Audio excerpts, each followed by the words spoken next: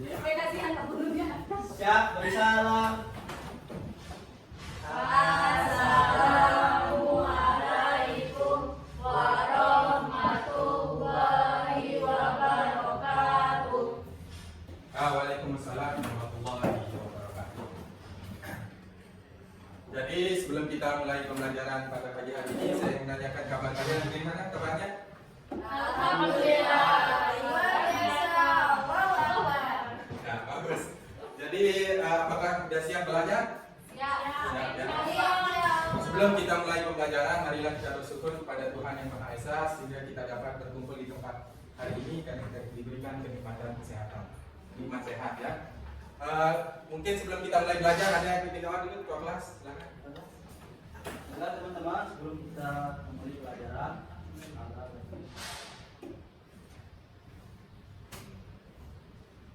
berdoa selesai. Nah, langsung saya cek kehadirannya ya lebih dahulu. Al-Hanayan Aswaisa, Hadir Pak. Angelika Sari, Hadir. Adi Sartika, Hadir. Devi Aisyatiani, Hadir. Desi Wahyu, Igede Jatiswara. Nah, berarti kelas ini hadir semua ya. Tapi kelas ini adalah termasuk kelas yang rajin. Minggu sebelumnya kita sudah belajar apa kemarin? Reaksi redox. Ya, reaksi redox. Ada yang masih ingat apa itu reaksi redox? Saya Pak. Ya, silakan Mbak Ayu. Reaksi reduksi oksidasi. Ya, jadi reaksi redox itu adalah reaksi penggabungan antara reaksi reduksi dan reaksi oksidasi. Nah, apa pengertian reaksi reduksi kemarin? Berdasarkan pelepasan oksigen dulu.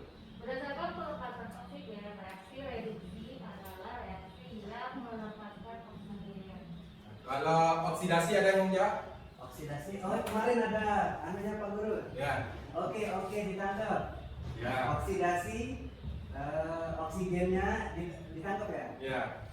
Ya, kalau reduksi berarti oksigennya dilepas. Oksidasi adalah reaksi Reaksi oksidasi adalah reaksi penangkapan oksigen. Apa contohnya dalam kehidupan sehari-hari? Kita sudah bahas minggu kemarin. Apa? Contohnya besi yang berkarat. Ya, besi yang berkarat. Tapi apa? Kalau apel yang ada warna Ya. perubahan. Ya, buah apel yang mengalami perubahan warna ya. Ya. Yang awalnya putih menjadi Coklat. ya kuning bisa juga. Saya. Kira-kira apa sama reaksi yang dulu? Bersama reaksi perkaratan besi. Saya Pak, bisa. Coba. Kita aja guru ini.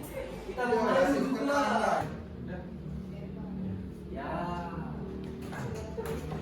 Jadi ini adalah contoh reaksi Perkaratan besi. reaksi oksidasi atau reduksi. Oksidasi. Ya, jadi ini adalah termasuk reaksi oksidasi. Dahulu kita ketahui bilangan oksidasinya. Ada yang bisa? Saya Pak. Ya, silakan. Pak Guru saya mau aja dari tadi.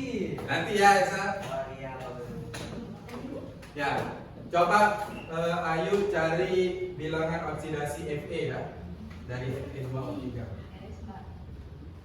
Berarti bilangan oksidasi Fe adalah nah, jadi Fe itu bilangan oksidasinya +3. Ada yang tahu nama senyawa ini? Besi oksida. Ya, namanya adalah Besi 3 oksida. besi 3 oksida. Pak Guru, kenapa 3? Nah, 3 di sini menunjukkan bilangan oksidasi si besi ya. Oh iya. Hah? Oke. Sebelum kita masuk ke materi berikutnya, ada yang mau bertanya? Saya Pak Guru. Oh ya, silakan Mbak Desi. Cara menentukan nama senyawa itu bagaimana Pak Guru? Kok bisa Fe2O3 itu besi 3 oksida? Oke, jadi untuk penamaan Fe2O3 ini ada aturan ya. Ada aturan penamaannya. Nah, itu yang kita akan bahas pada pertemuan kali ini, yaitu tata nama senyawa. Nah, dasar kita pada materi ini yaitu menjelaskan perkembangan konsep melalui reaksi reduksi dan oksidasi dan hubungannya dengan tata nama senyawa serta penerapannya. Kemudian tujuan pembelajaran bisa dilihat di depan. Ada yang mau membacakan?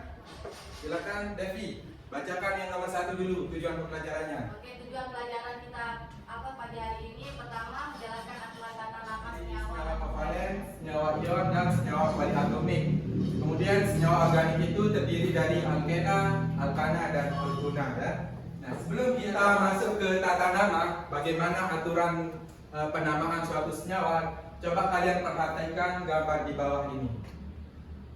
Kira-kira apa yang bisa diamati? Berarti Pak, zaman dulu itu memang agak sulit ya untuk menentukan atau mengetahui senyawa-senyawa atau unsur di.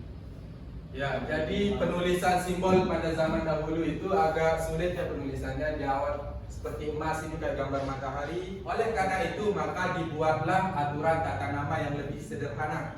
Jadi yang menemukan tata nama yang masih kita gunakan sampai saat ini yaitu John Jacob Berzelius. Jadi John ini ahli kimia Swedia yang memperkenalkan simbol modern untuk unsur-unsur dengan menggunakan huruf pertama dan kedua yang kita gunakan sampai sekarang. Jadi berdasarkan hasil asesmen kemarin yang kita sudah lakukan kemarin, yaitu asesmen diagnostik untuk melakukan kemampuan awal, untuk pemetaan kemampuan awal. Jadi Bapak sudah bagi kalian kelompok masing-masing ya, berdasarkan kemampuan awal ya. Jadi di LKPD di sini ada beberapa kegiatan. Di sini saya sudah bagi kelompoknya ya. Nah di LKPD itu ada yang kelompok 1 akan menjelaskan tata nama senyawa biner antara dua non logam atau senyawa kovalen. Kemudian untuk kelompok 2 akan menjelaskan tata nama senyawa biner dari logam dan non logam. Jadi untuk mencari referensinya bisa menggunakan buku teks atau menggunakan internet ya. Boleh kita referensi.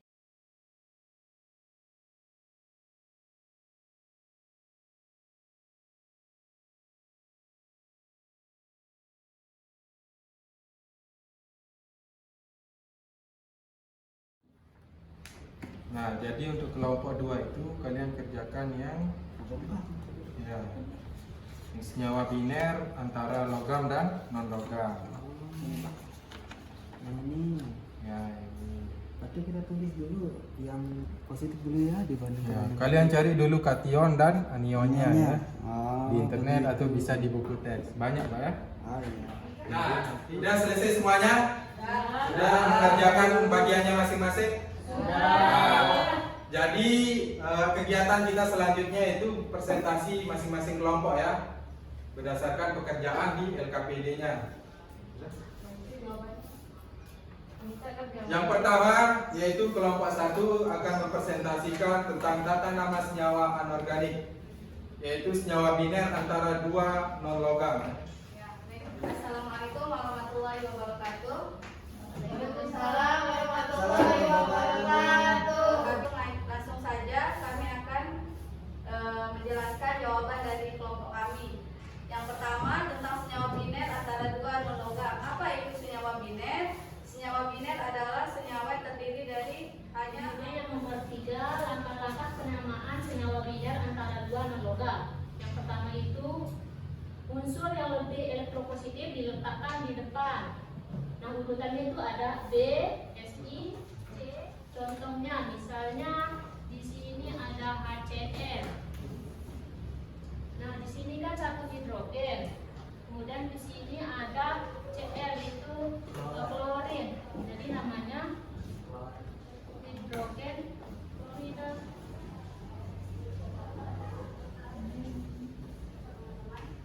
Maka ada yang mau bertanya ke kelompok 1? Oh enggak jadi Pak. Pak. Nah, itu kan tadi seperti yang dijelaskan itu H2O kan? Nah, hidrogen oksida. Di nomor urutan pertama itu unsur yang lebih elektropositif. Nah, H2 dengan O itu yang lebih elektropositif di sini itu H baru O, makanya di depannya itu harus hidrogen bukan oksida karena elektropositif. Give applause dulu untuk kelompok 1.